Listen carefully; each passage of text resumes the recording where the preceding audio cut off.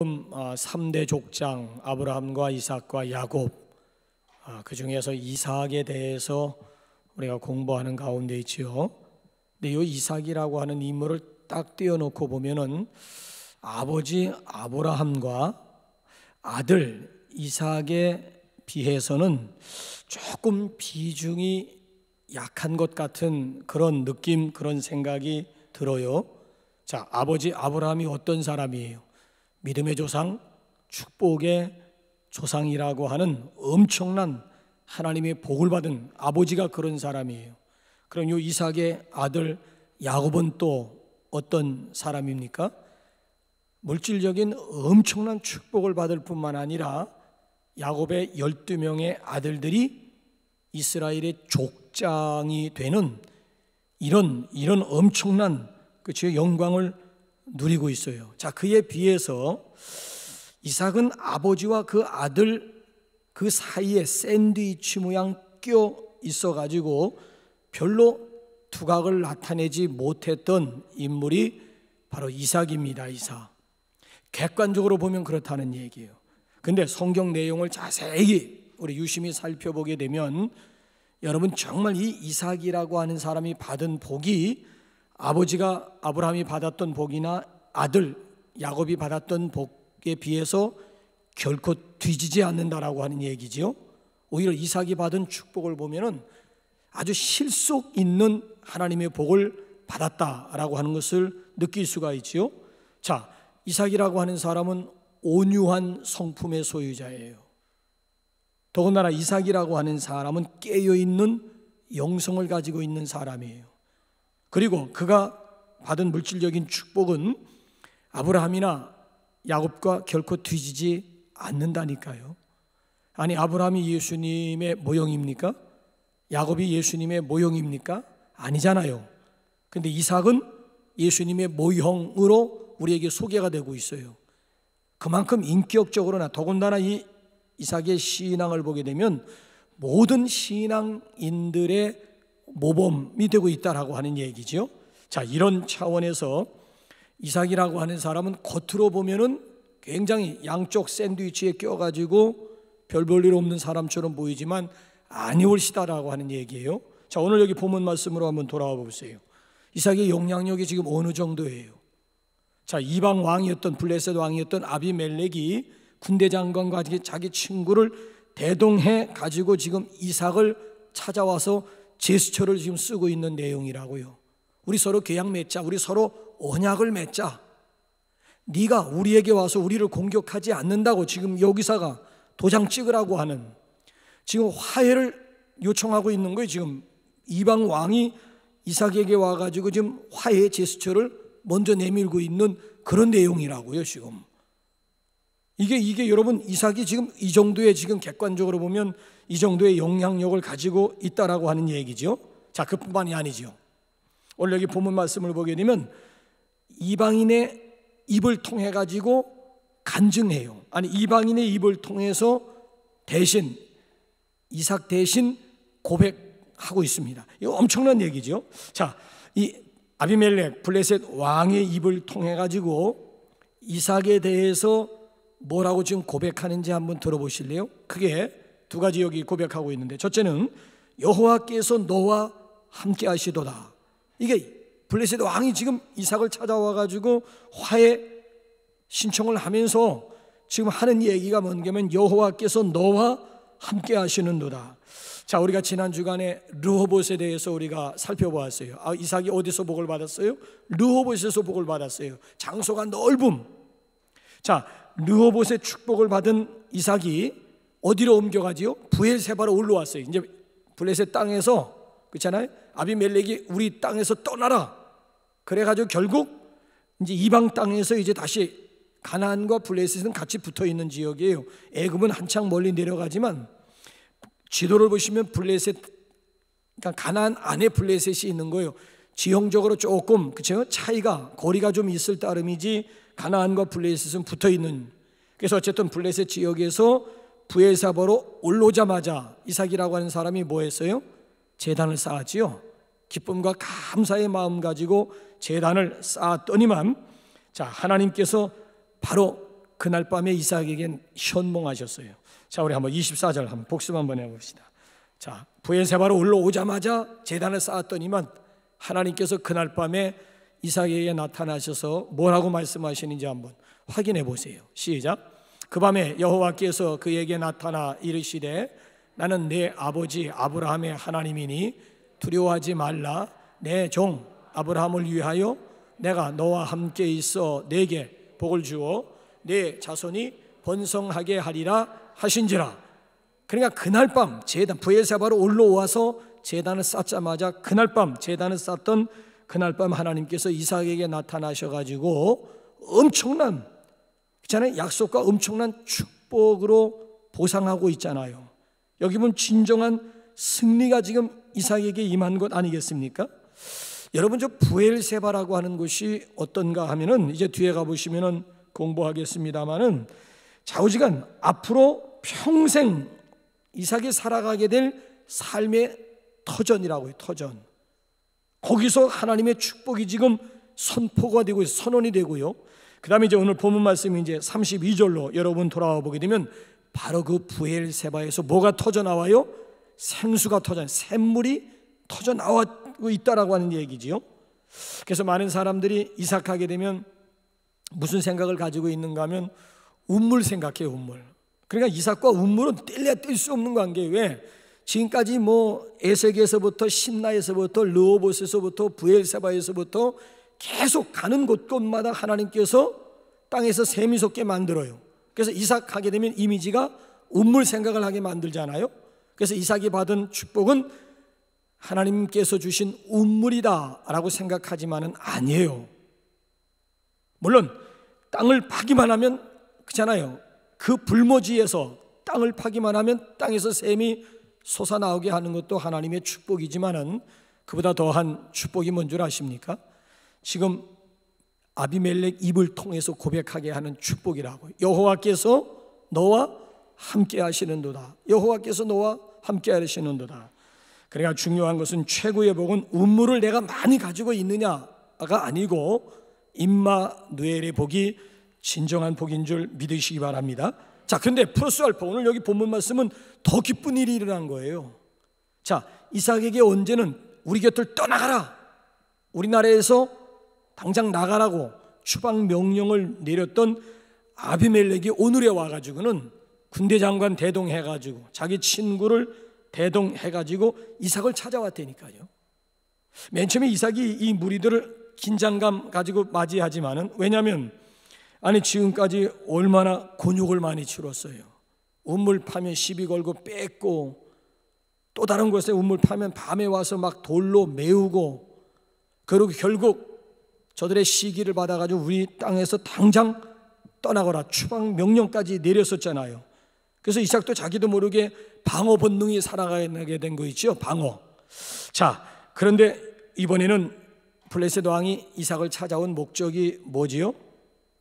괴롭히기 위해서 찾아온 것이 아니라 화해하기 위해서 찾아왔다라고 하는 얘기죠. 그래서 이제 28절 하반절 말씀 한번 보세요. 28절 하반절 시작. 하나님이 28절 하반절 시작. 우리의 사이 곧 우리와 너 사이에 맹세하여 너와 계약을 맺으리라 말하였노. 아비멜렉이 지금 이삭에게 하는 말이에요. 우리의 사이 곧 우리와 너 사이에 맹세하여 너와 먼저 성경은 언약을 맺으리라, 너와 계약을 맺으리라. 그러니까 하나님께서 이삭과 함께 한다라고 하는 사실을 아비멜렉이 깨달은 거예요.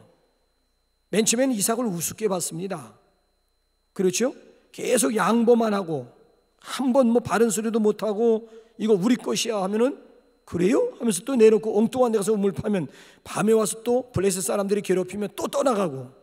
그래서 맨 처음에는 이 블레셋 왕이 이삭을 우습게 가볍게 생각을 했다고요. 근데 양보하면서 가는 곳마다 우물을 파면 아니 당신들이 땅을 파면 샘이 솟아나지 않는데 이삭이 땅을 파면 샘이 솟아나는 거예요. 그 다음부터 이삭을 주목하기 시작을 한 거예요. 그러면서 어느 한순간 하나님이 이삭과 함께 하시는구나. 거기서 이제 신령한 두려움을 느끼게 된 거예요. 과연 하나님이 함께하는 사람을 내가 당해낼 수가 있을까? 우리 군대 숫자가 많다고 해도 하나님이 함께 하시는 저 이삭을 우리가 과연 당해낼 수가 있을까라고 생각을 하니까 어느 순간 이 블레셋 왕 마음속에 두려움이 생기게 되는 거예요.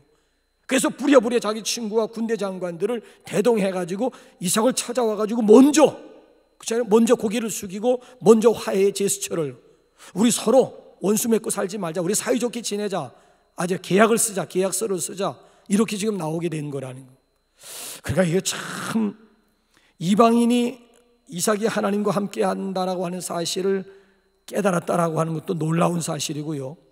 저 이삭과 사이가 좋지 않으면 내가 손해본다라고 하는 이런 계산이 이 블레셋 왕에게 있었다라고 하는 것도 놀라운, 그러니까 더 쉽게 말씀드리면 저 이삭과 잘 사귀면 내가 복을 받겠구나, 이걸 지금 이방인이었던 블레셋 왕이 그걸 깨달은 거예요. 하나님이 함께 하시는 저 사람과 사귀면, 저 사람을 가까이 하게 되면 내게 득이 되겠다라고 생각을 해서 오늘 발빠르게 먼저 제스처를 쓰게 되었다라고 하는 얘기예요. 이거 참 놀라운 일이 아닐 수가 없어요. 그렇기 때문에 이 축복 중에 최고의 축복이 있다면은 뭐 음모를 몇 개 소유했느냐, 소유에 있는 게 아니라는 거예요. 임마누엘, 진정한 복이라고 하는 것은 하나님이 함께 하시느냐, 함께 하시지 않느냐, 이게 중요하다라고 하는 것을 지금 이삭을 통해서 우리에게 지금 깨우쳐 주고자 하는 첫 번째 교훈이라고 하는 거예요. 여러분들은 어때요? 여러분의 이웃이 여러분들을 보실 때 어떻게 생각하시는 것 같아요?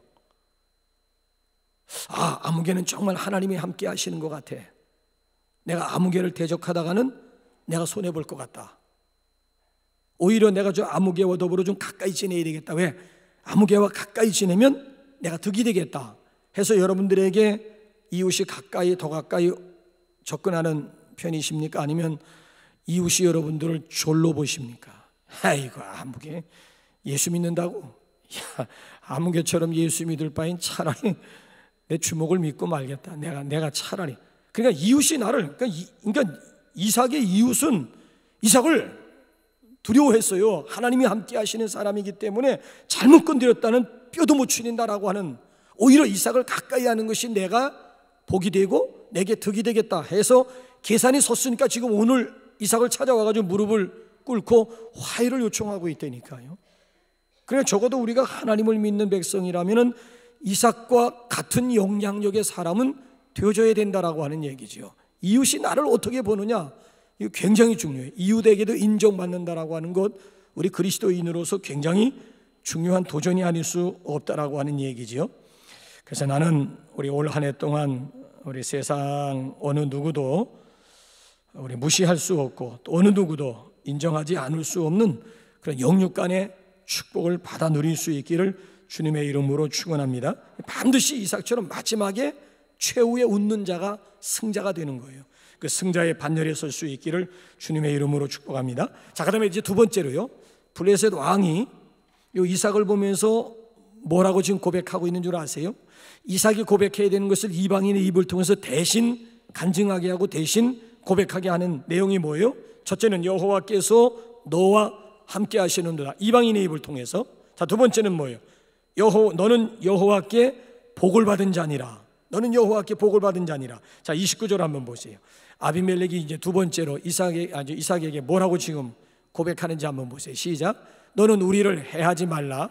이는 우리가 너를 범하지 아니하고 선한 일만 내게 행하여 내가 평안히 가게 하였음이니라. 이제 너는 여호와께 복을 받은 자니라. 그러니까 블레셋 이방인이 이삭을 향해서 너는 여호와께 복을 받은 자니라. 아니, 어떻게 이것이 가능했을까요? 자, 우리 한번 오늘 좀 복수 26장을 마감하면서 한번 복습 한번 해볼까요? 어떻게 이것이 가능했느냐? 이제 1절로 한번 가보세요. 1절 시작. 아브라함 때에 첫 흉년이 들었더니 그 땅에 또 흉년이 들매 이삭이 그랄로 가서 블레셋 왕 아비멜렉에게 이르렀더니, 그러니까 이삭의 일생 가운데 큰 위기가 찾아왔다는 얘기죠. 그게 뭐예요? 또 흉년이 들은 거예요. 그래서 이삭이 식솔들이 많아요. 식구들이 많은데 이삭이 식솔들을 거느리고 양식이 풍성한 애굽으로 내려가려고 출발을 했어요. 자, 애굽을 향해서 내려가려고 하는 이 이삭에게 하나님께서 나타나셨어요. 자, 2절부터 4절까지 이제 또 한번 보세요. 나타나셔서 딱 한마디로 뭘 얘기하는지. 2절부터 4절까지지만은 하나님이 이삭에게 요구하는 것은 딱 한 가지였어요. 시작. 여호와께서 이삭에게 나타나 이르시되 애굽으로 내려가지 말고 내가 네게 지시하는 땅에 거주하라. 이 땅에 거류하면 내가 너와 함께 있어 네게 복을 주고 내가 이 모든 땅을 너와 네 자손에게 주리라. 내가 내 아버지 아브라함에게 맹세한 것을 이루어 내 자손을 하늘의 별과 같이 번성하게 하며 이 모든 땅을 내 자손에게 주리니 내 자손으로 말미암아 천하 만민이 복을 받으리라. 자, 핵심 요지는 뭐예요? 자, 지금 양식이 없어가지고 식솔들을 거느리고 양식이 풍족한 나일강을 끼고 있어가지고 비옥한 평야가 있는 애굽으로, 기름진 땅 애굽으로 내려가려고 출발한 이삭에게 하나님께서 현몽하셔가지고 뭘 지금 말씀하고 있는 거죠? 애굽으로 내려가지 말라는 거예요. 애굽으로 내려가지 말라는 거예요. 애굽으로 내려가지 않으면 내가 네 아버지에게 약속한 기업에 대한 복도 주고 자손에 대한 복도 주리라고 하나님이 약속하신 거예요. 애굽 내려가지 말라는 거예요. 애굽으로 내려가지 말라는 거예요. 자, 이에 대해서 이삭이 어떻게 반응을 보였어요? 6절 한번. 자, 하나님의 나타나심에 대해서 이삭이 어떻게 반응 보였는지 시작. 이삭이 그랄에 거주하였더니, 애굽에 거주하였더니 아니에요. 그랄이에요. 그랄이 어디예요? 블레셋이에요. 그러니까 가나안과 같이 같은 지역 안에 있는 블레셋이에요. 그러니까 여러분 한번 가만히 보세요. 이삭이 애굽에 거주하였더니 내려가지 않았다는 얘기예요. 그래서 이제 6절이 아니라 12절 가보게 되면 하나님이 이삭을 축복해 주시는데, 그 해에 하나님이 이삭을 축복해 주시는데 몇 배로 축복해 주셨어요? 100배로 축복해 주시죠. 100배로. 하나님께서 애굽으로 내려가지 않았더니만, 그 해에 농사를 지었더니만 하나님께서 100배의 결실을 맺게 만들어 주었다라고 하는 얘기지요. 자, 그것이 이제 이어지면서 오늘 본문 말씀대로 그는 마침내 거부가 돼요. 그리고 여기 보게 되면 엄청난 재력가 또는 세력가로 성장을 하게 되죠. 그래서 이방인이 위협을 느낄 정도로, 야, 저 이삭 저거 우리가 가까이 하지 않으면 이삭 위협을 느낄 정도, 이방인의 왕이 위협을 느낄 정도로, 그 정도로 식솔들뿐만 아니라 엄청난 재력가가 되었다라고 하는 얘기지요. 그래서 오늘은 부랴부랴 이삭을 찾아와 가지고 무릎을 꿇고 먼저 화해를 요청하게 되었다라고 하는 얘기예요. 자, 이런 과정을 통해서요, 하나님이 이삭에게 무엇을 가르치려고 하셨을까요? 이런 과정을 통해서 하나님이 분명히 이삭을 레슨하세요. 가르치고 교훈하고자 하는 내용이 있어요. 그게 뭘까요? 여호와 하나님이 복의 근원이라고 하는 거예요.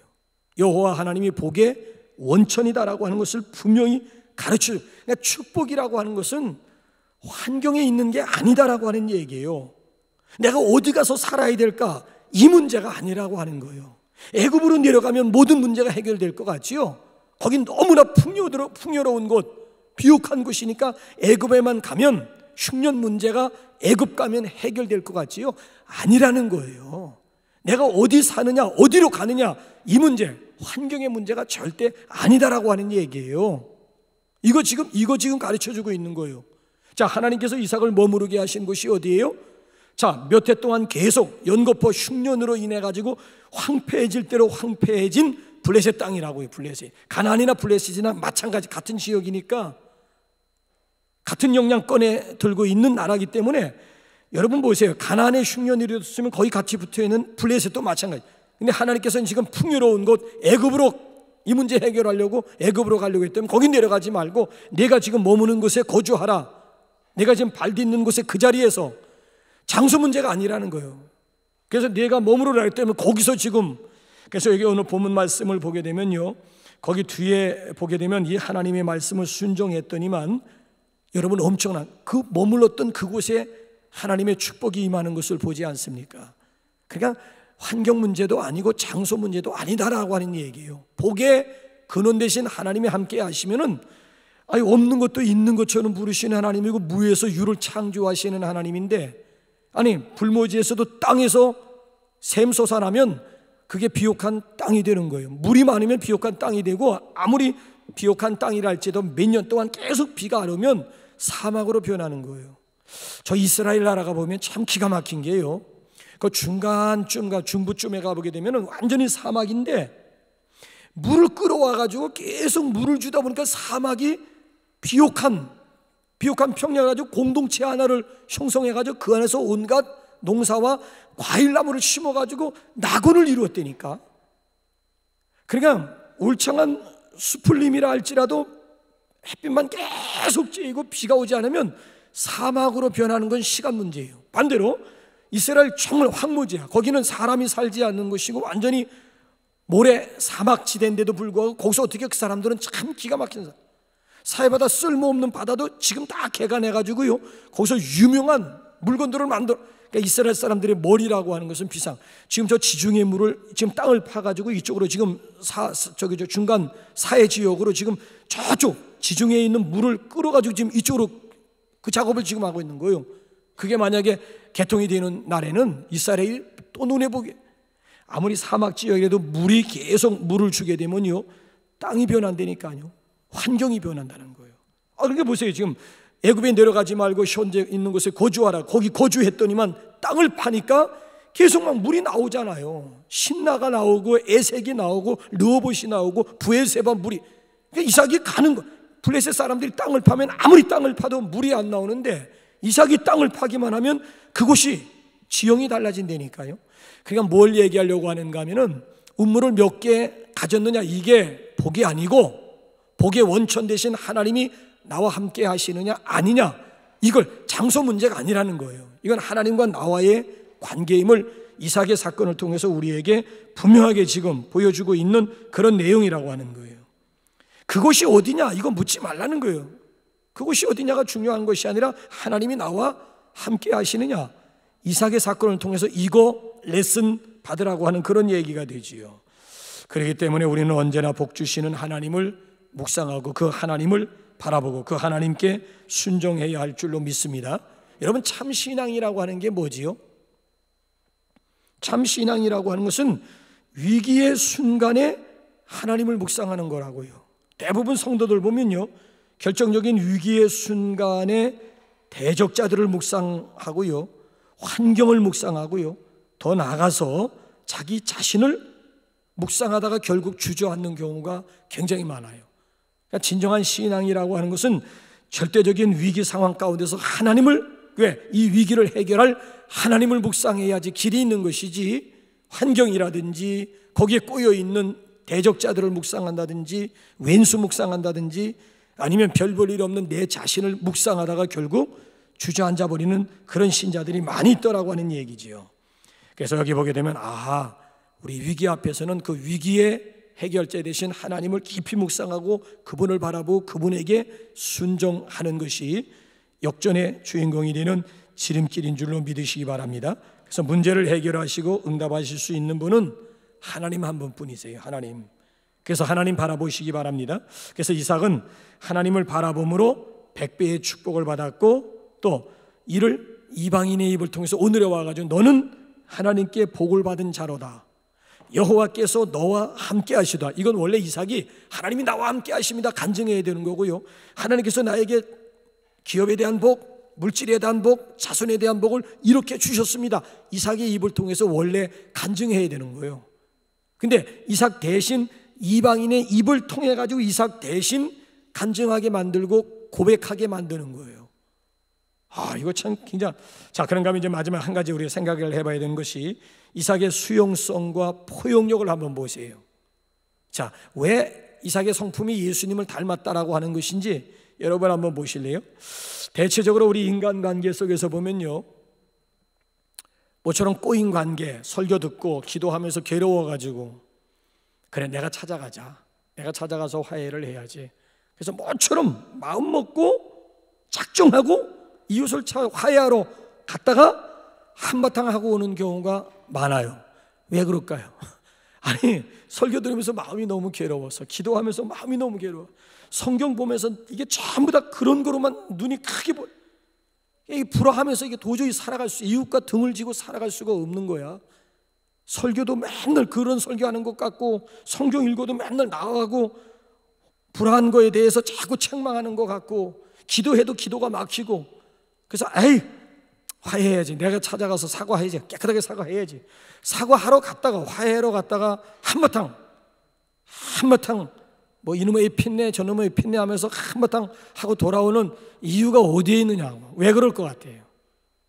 I'm sorry 하러 갔으면 I'm sorry만 하면 깨끗하게 해결된다고요. I'm sorry but 이게 나오면 꼬리가 붙는 거예요. but이라고 하는, 아무개 엄마 미안해, 그럼 그걸로 끝나야 되는 거예요. 아무개 엄마 내가 잘못했어, 아무개 엄마 미안해, I'm sorry, 그걸로 끝내야 된다고요. 근데 아무개 엄마 정말 내가 미안해, 근데 생각해보면 아무개 엄마도 잘한 건 없잖아, 뭐 이러면서 그 뭐가 어째고 어때 이놈의 핀내를 해가지고 또 머리채 흔들고 대판 화해하러 갔다가 오히려 한바탕 더 하고 오는 경우가 굉장히 많아요. 자, 여러분 여기 본문 말씀을 하면 그 상황이에요 지금. 자, 한번 보세요. 이삭은 지금 블레셋 땅에 거주하면서 굉장히 상처를 많이 받은 사람이에요. 갑질을 너무 당해서 절대 이삭은 이방 땅에 블레셋 땅에 머무는 동안에 갑질한 적이 아니라 을 입장이지 갑 입장이 아니에요. 갑질을 당한 거야. 피해자야. 얼마나 상처를 있잖아요. 시건 이래서 세미토잖아요. 이거 우리 거야. 빼앗지요. 그 다음에 다른 곳에 우물 파면 또 밤에 와서 그의 부하들이 와가지고 완전히 돌로 다시 파지 못하도록 아예 돌로 매어, 이게 한두 번입니까?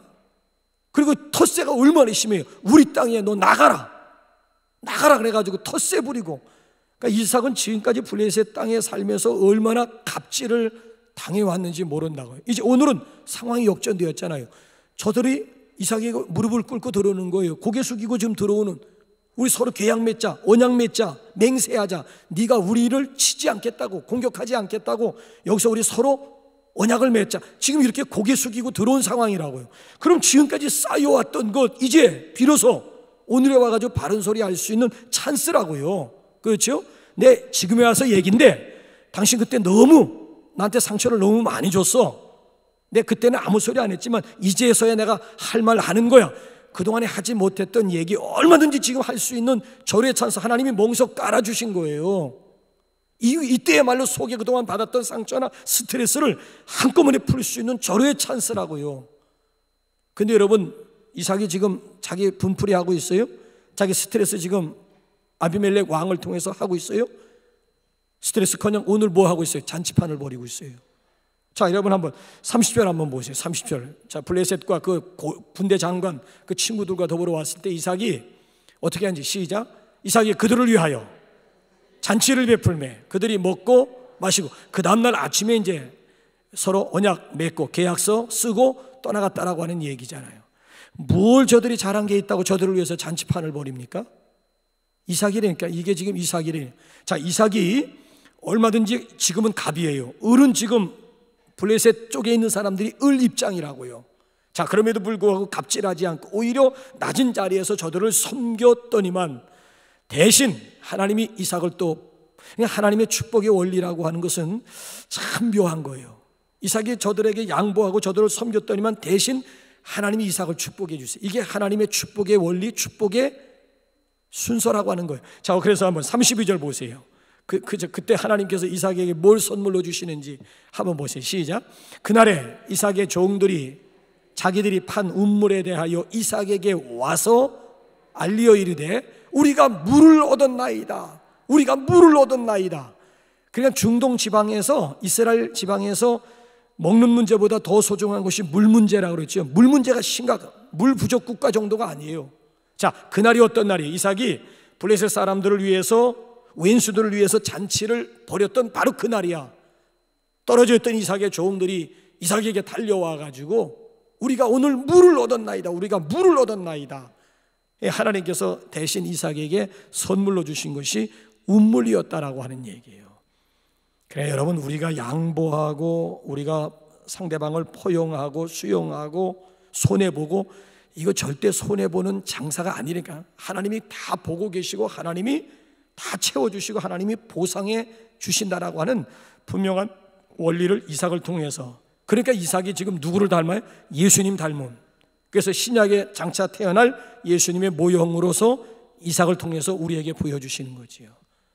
예수님이 언제 예수님 오른편 편편 왼편도 돌려야 되고 언제 십자가에서 너희들 어디 두고 보자, 사흘 후에 내가 살아난 다음 너희들 가만히 두지 않을 거야. 언제 협박하면서 위협 그거 없잖아요. 예수님은 그냥 침 뱉으면 침 뱉은 대로, 치면은 치는 대로 다 당하시고, 가시관 갖다 씌우면 따갑다고 해서 버섯 제낀 것도 아니고 씌우면 씌운 대로 다 당하는 것 같지요. 근데 결국 예수님이 패자입니까? 아니잖아요. 테텔레스타에 결국 십자가 승리를 선언할 뿐만 아니라 사흘 만에 죽음의 권세까지 뒤집어엎고 최우승자, 마지막에 웃는 자로 나타나지 않습니까? 그래서 이삭과 예수님과는 서로 인격적으로나 여러 가지 모습으로 닮은 꼴이 많더라고 하는 얘기지요. 그래서 오늘 저녁에는 우리 남북교회 성도들이 우리 이삭을 한번 우리 모델님 삼아가지고 이삭의 깨어있는 영성, 아니면 그의 성품, 그죠? 온유한 우리 이삭의 성품, 아니면 하나님의 말씀에 무조건 순종하고자 하는 이런 우리 이삭의 우리 자세를 통해서 우리의 삶 가운데도 100배의 결실이 있고 이방인의 입을 통해서 증거되어지는 우리 간증의 주인공들이 되시기를 주님의 이름으로 축원합니다. 이제 오늘 한 10분 정도 우리 일찍 끝냈습니다. 낮에도 우리 화면 보면서 기도했어요. 새벽 기도 못 나오시는 분들이 여기 몇 분 계시는데 그분들도 기도할 수 있는, 중보할 수 있는 화면 띄워주세요. 저기 1격우, 2격우,